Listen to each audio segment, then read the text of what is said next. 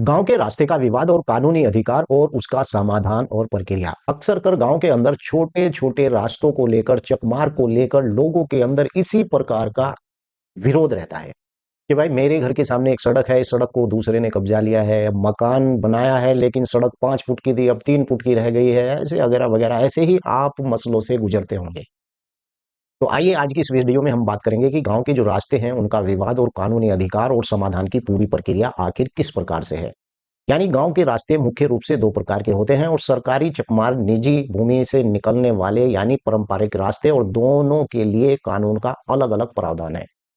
अगर आप लोग इस YouTube चैनल पर पहली बार आए हैं तो कृपया चैनल को सब्सक्राइब कर ले, और हाँ, मैंने अपना व्हाट्सएप नंबर दे रखा है। अगर आपको मुझसे बात करनी है तो आप उस पर पहले SMS करें, उसके बाद ही मुझे आप जो आपका मामला है वो मामला आप मुझे दिखा सकते हैं।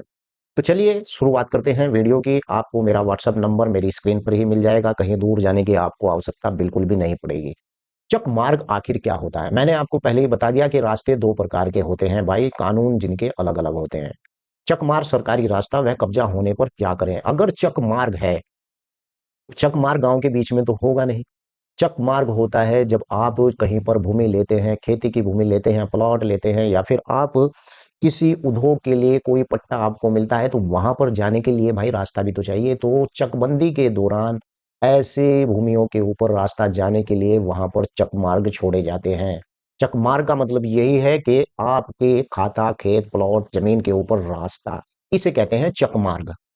चकमार ग्राम सभा की संपत्ति होती है, ये आप पूरा ध्यान रखें। चकमार किसी की निजी संपत्ति बिल्कुल भी नहीं होती है। और यहां तक आपको बता दूं कि खेत के अंदर जो मेड़ पड़ी हुई होती है वो भी संपत्ति ग्राम समाज की ही होती है।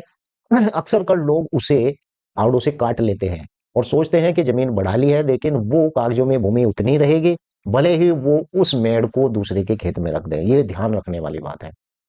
यदि कोई इसे जोत लेता है, चक मार्ग को यानी जाने वाले रास्ते को अगर कोई जोत लेता है या बंद कर देता है, तो यह स्वार्निक संपत्ति का नुकसान माना जाता है और फिर दंडा भी अच्छा ही आ जाता है। जी हाँ, मैं आज इस वीडियो के अंदर यही आपको बताने जा रहा हूं। जो लोग चक मार्ग नहीं छोड़ते हैं और चक मार्ग को काट लेते हैं और उस पर खेती करना शुरू कर देते हैं, कानूनी धारा यही है कि उत्तर प्रदेश राज्य संहिता की धारा 67, मुझे आज भी मुझबानी याद है, और बहुत सी ऐसी धाराएं हैं उत्तर प्रदेश राज्य संहिता और बहुत से राज्यों की जो अब भी मुझे मुझबानी याद है। मुझे किसी से मालूम करने की आवश्यकता ही नहीं पड़ती है। यानी कि धारा 67 यानी कि कार्रवाई, एक अक्षेत्रीय लेखपाल को अपनी सूचना दें। अगर भाई तुम्हारे पड़ोसी ने चक मार्ग को बहाकर उस पर खेती कर ली है, रास्ता बिल्कुल बंद कर दिया है, तो आपको ये सूचना सबसे पहले प्रथम अपने लेखपाल पटवारी को दें, और पटवारी इसकी पैमाइश करेगा। और नंबर 2, यानी यदि लेखपाल कार्रवाई नहीं करता है तो तहसीलदार के पास धारा 67 के तहत प्रार्थना पत्र दें। और नंबर 3, अगर फिर भी वो नहीं सुनता है तो तहसीलदार अवैध कब्जा हटाने का आदेश जारी करेगा। अगर सुन लेता है, और कब्जा करने वालों पर जुर्माना भी लगाएगा। जी हाँ, चक मार्ग को काटना इतना आसान नहीं है, लेकिन जो लोग अनपढ़ हैं, जिन्हें नियम कानून के बारे में जानकारी बिल्कुल भी नहीं है, वो लोग अक्सर कर चक को ही काट कर उस पर खेती कर लेते हैं, चक मार्ग को। चक मार्ग एक स्वाधनिक रास्ता होता है, ये सबके चलने के लिए होता है, किसी एक की निजी संपत्ति नहीं होती है, ये ग्राम समाज की संपत्ति होती है। अब नंबर 2, मैं आपको बता दूं कि निजी जमीन से रास्ता चाहिए, नया रास्ता या पुराना रास्ता। अगर किसी की निजी जमीन है, क्या उससे उसके ऊपर से आप रास्ता ले सकते हैं? यदि आपकी जमीन के चारों ओर अन्य लोगों ने खेत और उसके पास निकलने का कोई रास्ता नहीं है, तो आप जबरदस्ती किसी के खेत में नहीं निकल सकते, लेकिन यानी प्रॉपर्टी से नहीं निकल सकते, लेकिन कानून आपकी मदद कर सकता है। अब भाई ऐसे बहुत से आदमी होंगे जिन्होंने बेचारों ने प्लॉट ले लिया और जाने के लिए उस पर रास्ता ही नहीं है। देखिए, मैं आपसे पहले भी कहता हूं, पहले तो आपने ये चैनल अभी तक सब्सक्राइब नहीं किया है, आप पहली बार मुझे देख रहे हैं, मैं जानता हूं आपको, आप इसे सब्सक्राइब कर लें। और हाँ, जो पहले से मुझे देख रहे हैं उनसे भी गुजारिश है कि इस वीडियो को लाइक कर दें। तो टॉपिक ये चल रहा था कि भाई अगर तुम्हारा कोई प्लाट है, उस पर जाने का रास्ता बिल्कुल भी नहीं है, तो ऐसे में कानून आपकी क्या मदद कर सकता है? चलिए मैं विस्तार से बताता हूँ, इसीलिए तो कहता हूँ कि वीडियो को आप पूरा देखिए। जब भी मैं वीडियो बनाता हूँ, मस्त मौला होकर वीडियो बनाता हूँ, और सारा राजस्व रेवेन्यू कोड मेरे दिमाग में होता है। समझिए, आप मुझसे कोई भी सवाल करेंगे ना, तो मैं धारा सहित बता दूंगा कि उस धारा पर ये मामला, उस धारा पर ये मामला है। ईश्वर ने, खुदा ने मुझे दिमाग ही ऐसा दिया है। इसकी प्रक्रिया क्या है, चलिए मैं आपको बता देता हूं। मान लिया प्लॉट पर जाने के लिए भाई रास्ता ही नहीं है, तो इसमें कानून आपकी मदद क्या कर सकता है। कानूनी धारा सबसे पहले मैं आपको बता दूं, धारा 25 और धारा 26 राजस्व संहिता 2006।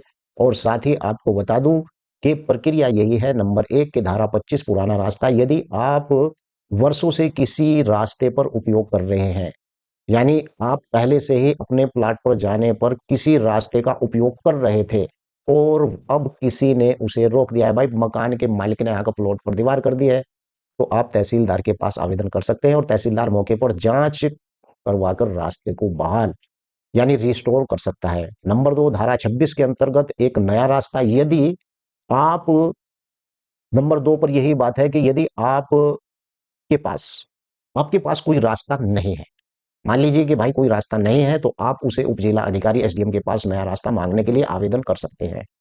और नंबर तीसरी प्रक्रिया, एसडीएम अन्य किसानों की कम से कम क्षति देखते हुए आपकी जमीन तक पहुंचने के लिए रास्ता सामान्य 10 से 15 फीट चौड़ा निर्धारित कर सकते हैं। इसके लिए आपको भूमि के मालिक को कुछ मुआवजा भी देना पड़ सकता है।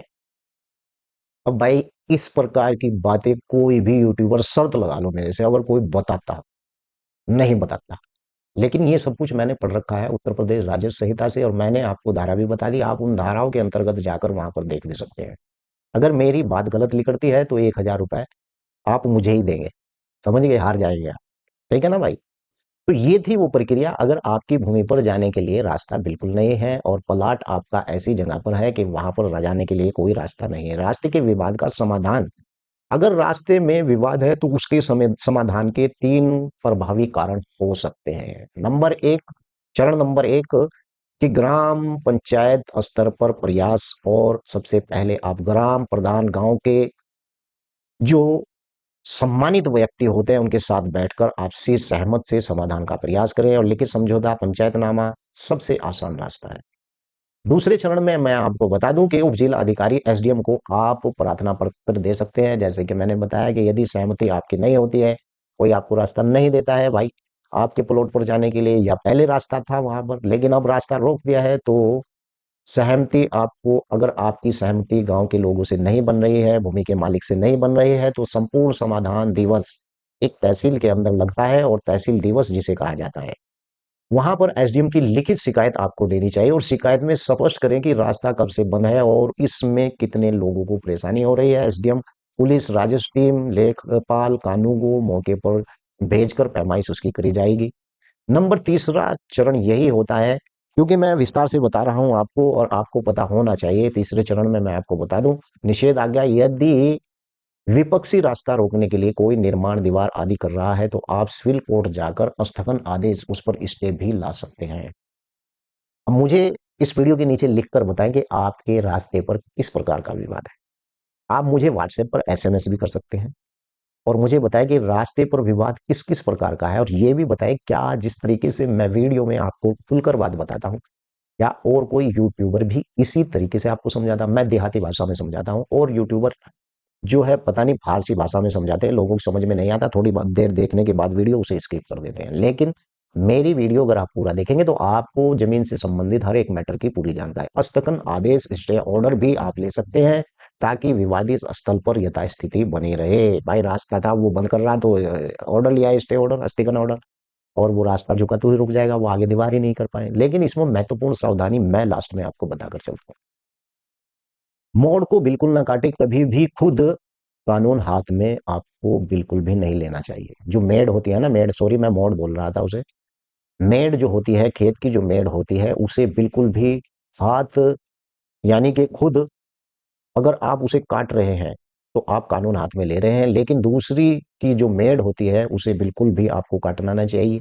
इससे आप आपराधिक मुकदमा, आईपीसी, बीएनएस भी हो सकता है। मेड़ काटना एक बहुत बड़ा जुर्म है और आपके खिलाफ यानी आईपीसी और बीएनएस की धाराओं के तहत मुकदमा भी हो सकता है। तहसीलदार ने अपने गांव का नक्शा सिजरा निकलवाया, यानी तहसीलदार से आपने अगर निकलवा भी रखा है पहले ही, तो नक्शे में रास्ता या बिंदीदार यानी रेखा या दोहरी रेखा या दर्ज है, तो आप कोई भी उस रास्ते को बंद नहीं कर सकता है। पुलिस की भूमिका इसमें यही होती है कि पुलिस रास्ते का हक तय नहीं कर सकती, ये मैं आपको स्पष्ट बता रहा हूं।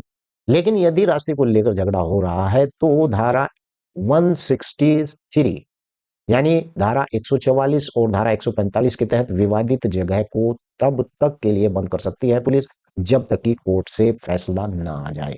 तो यही थी आज की वीडियो में बहुत मेन बात, और मैंने आपको बताई है। शायद आपको इन बातों का पहले जानकारी नहीं होगी। वीडियो कैसी लगी है वीडियो के नीचे जरूर लिखें, व्हाट्सएप पर एसएमएस जरूर करें अगर आपका इसी प्रकार का कोई विवाद है।